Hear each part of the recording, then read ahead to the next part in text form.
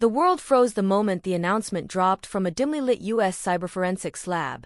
The permanently deleted video, long believed to be the final message left behind by Yu Menglong in the days before his mysterious fall, had been fully restored. Not fragments. Not corrupted whispers. The complete footage, untouched, uncut, and unfiltered, had returned from digital death. News agencies scrambled like startled birds. Fans refreshed their screens until their thumbs numbed. Even officials from the East, who had once sworn the video was beyond retrieval, went curiously silent as if the truth itself had dragged oxygen out of the room. The world didn't just want answers. It wanted justice. It wanted clarity. And above all, it wanted the truth Yu Menglong never got to speak aloud. The restored footage wasn't revealed all at once. It started with a leak, a shadowy screenshot circulating across midnight forums. A blur of a face. The edge of a familiar smile. A timestamp glowing like a dying ember. People thought it was fake until a U.S. cyber analyst, shaking under the weight of what he had seen, whispered one trembling line during a press call. "This changes everything." Rumors exploded instantly. Some said the video contained confessions so explosive they could collapse entire reputations like sandcastles in a rising tide. Others claimed Yu Menglong had filmed the message at night, hiding the camera under blankets, speaking with the raw honesty only someone living on borrowed time could muster. A few even whispered that voices could be heard behind him, names, threats, warnings that matched far too closely with the timeline of his fall. If the truth was dangerous, then the silence that followed was lethal. When the U.S. team finally released their official breakdown, the room was packed, so tight with reporters, cameras, scanners, and security officers that it felt like an overpressurized container waiting for a spark. The lead technician, pale and blinking too slowly, laid out the findings with clinical calm. The video had been encrypted twice. Hidden inside junk data. Masked with a file corruption shell. Deleted. Then overwritten. Then overwritten again. Whoever tried to erase it had not been sloppy. They had been terrified of what it contained. The first seconds of the video flickered with static like snow falling in reverse, then sharpened into view. Yu Menglong sat on the edge of a bed, wearing a simple shirt, hair slightly messy as if he had been running his hands through it in exhaustion. His breath trembled. His eyes fought tears that had already dried into thin silver trails. "If you're watching this," he began, his voice steady but haunted, "then everything I feared has already happened." The room inhaled. Pens stopped. Cameras froze. He wasn't acting. He wasn't performing. He was confessing. The video continued with details that felt like stepping into a storm. Yu Menglong spoke of pressure building around him like a tightening rope, about things he had seen, things he had been warned not to question. He spoke of a USB drive he hid where no one would find it, not even those closest to him.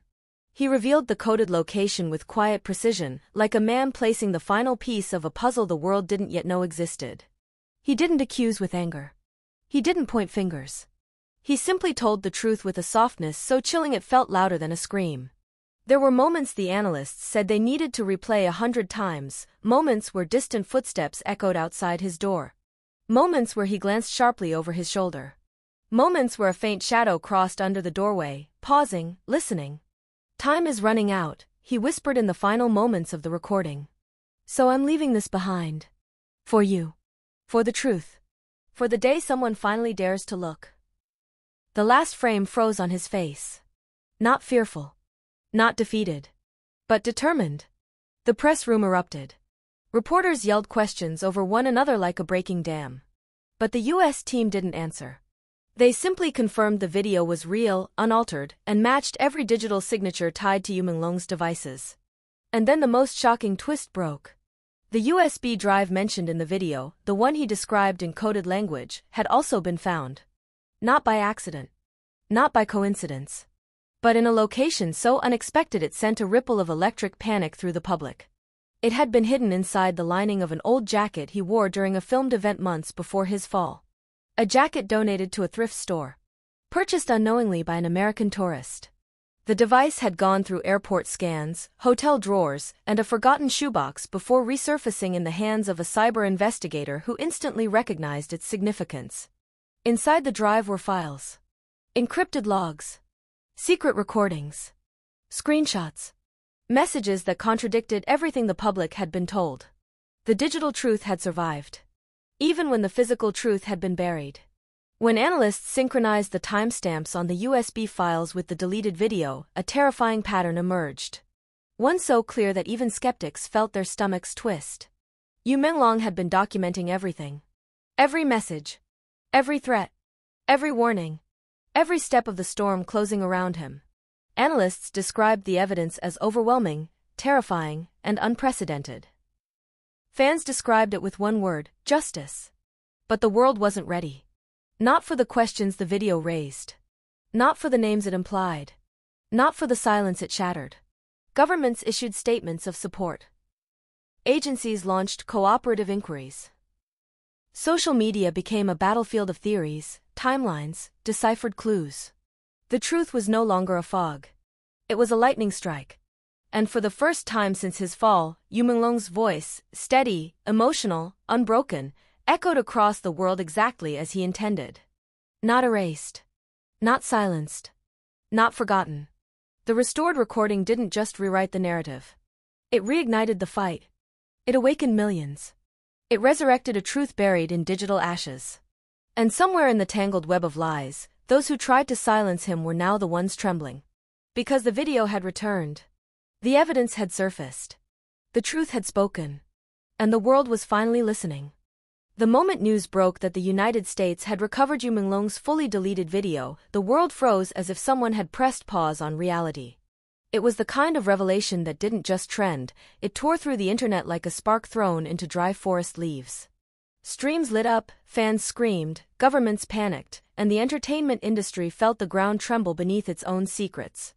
But the truth didn't arrive quietly. No, it roared. The video had been found on a black, charred microSD card that forensic teams thought was beyond salvation. But deep beneath the Pentagon's digital forensics lab, inside a cold room humming with machines that sounded like metallic beasts awakening, something miraculous happened. A flicker. A heartbeat. A file fragment. Then another. And another. Until the screen blinked with a title so bone-freezing, the lead investigator insisted the room lights be dimmed. Yu Menglong _final_truth_02.mp4. Every technician in the room felt something shift, like the air got heavier, like someone else was suddenly watching. The first frame was blurry. Shaking. A glitch spiraling across the screen like a digital scream. Then his face appeared. Yu Menglong. Tired. Pale. Eyes full of fear and fury. But determined, as if he knew this video might be the last thing he ever recorded, and he wanted every second to matter. The continuation of part 1 begins exactly here, in the moment his voice cracks through the speakers, echoing through the cold walls. If you're watching this, it means they finally failed to silence me. His voice wasn't dramatic for effect, it was raw, desperate, trembling with urgency, yet sharpened with truth. The room of analysts leaned closer, as if fearing that missing any syllable might cost something precious. Yu Menglong continued, his breaths uneven, as if running from something just out of frame. I didn't fall. I wasn't drunk. I wasn't clumsy. I was pushed, not off a balcony, but into a trap planned long before I even knew I was in danger. He paused. The light from a small lamp flickered beside him, revealing bruises on his wrist. Old bruises. Fresh bruises. The kind that didn't come from an accident. The suspense in the lab was so thick it felt alive. Even the machines seemed to hold their whirring breaths. Then Yu leaned forward, lowering his voice so much the audio engineers had to apply spectral enhancement just to make out the words. There's a list of names. Hidden inside the files on the USB. They know I know. They know I saw everything. They know I. A loud crash cut him off. Metal on metal. Something, or someone, slamming against the door outside his room. Yu Menglong's eyes snapped upward toward the noise. The camera shook violently as he grabbed it, turning the lens toward a shadow moving beneath the door. Not now, he whispered, panic slashing through his tone. Then another whisper appeared on the recovered audio, not his. A low, distorted voice. Just one sentence. Chilling enough to stop the blood in every passing vein. Time's up. The video glitched. Screamed. Froze. But this time the Pentagon team didn't panic. They used every tool, bit reconstruction, AI frame prediction, waveform repair. With each recovered millisecond, the image sharpened like a nightmare resolving itself. Yu Menglong scrambled backward in the frame, knocking over a lamp. Sparks burst. Shadows stretched across the wall like claws reaching for him. He grabbed the pillow from his bed, the same pillow that later hid the microSD card, and frantically ripped it open with shaking hands. Feathers flew. Panic rose. And then he shoved something small and black deep into the cushion lining before throwing the pillow toward the camera, shouting, "If they find me, at least the truth won't die with me." Another crash, louder now. The door rattled wildly. Splintering. Cracking. Someone was trying to break in. And Yu Menglong, whether from fear or courage, grabbed the camera, pulled it close, and looked straight into the lens with a stare so haunting the technicians later reported feeling chills days afterward. "If anything happens to me, remember this, it wasn't a fall. It was a warning." Before he could finish, the final blow hit the door. It burst open. A figure surged inside, tall, masked, carrying something metallic that reflected the lamp's dying glow. The video cut to static. But the USA team didn't stop. They dug deeper into corrupted data, hunting for even a single frame more. And they found it. A half second. A single shard of truth. Yu Menglong lying on the floor, reaching toward the camera, blood streaking down his temple, whispering through a broken breath. "Find the USB." Then everything went black. That was the end of the recovered footage. The final raw truth. But in reality, it was only the beginning of another storm. Back in the Pentagon briefing room, the investigators replayed that final half-second over and over. Some swore they heard more. Some imagined shadows shifting behind the masked figure. Some even believed the figure whispered something, a distorted phrase lost to corrupted pixels. But all agreed on one thing. This was no accident. No fall. No misstep. It was a fully orchestrated takedown designed to erase him, but Yu Menglong outsmarted them with one desperate trick, hiding the evidence inside his own pillow. And now, with the USA holding the full, recovered video, the question wasn't just who had done this.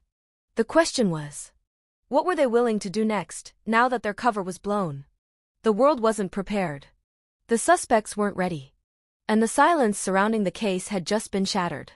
Because the truth didn't just survive. It resurrected. And Yu Menglong's voice was finally louder than the lies.